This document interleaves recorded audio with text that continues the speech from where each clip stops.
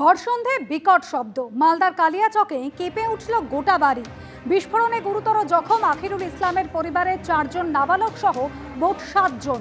রাতেই আহতদের প্রথমে সুজাপুর প্রাথমিক স্বাস্থ্যকেন্দ্রে নিয়ে যাওয়া হয়, পরে মালদা মেডিকেল কলেজ ও হাসপাতালে নিয়ে যাওয়া হয় আহতদের।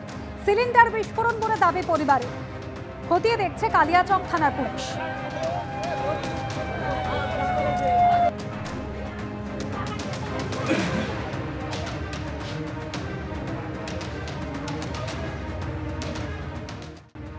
একের পর এক ব্লাড ব্যাংকের নাম জড়িয়েছে, যাদের বিরুদ্ধে রক্ত এবং প্লাজমা পাচার নিয়ে একাধিক বেনিয়মের অভিযোগ উঠছে। আর এই নিয়ে গতকালই স্বাস্থ্যমন্ত্রী সারদ মুখোপাধ্যায় তিনি কড়া পদক্ষেপের হুঁশিয়ারি দিয়েছিলেন। আমাদের প্রায় 70 থেকে 80টি বেসরকারি ব্লাড ব্যাংক আছে পশ্চিমবঙ্গে। তার মধ্যে আমরা 11 জনকে শনাক্ত করেছি, যাদেরকে আমাদের আপাত দৃষ্টিতে মনে হয়েছে যে কোনো রকম বেনিয়মের একটা চান্স আছে। প্রত্যেকটাতেই রেড হয়েছে।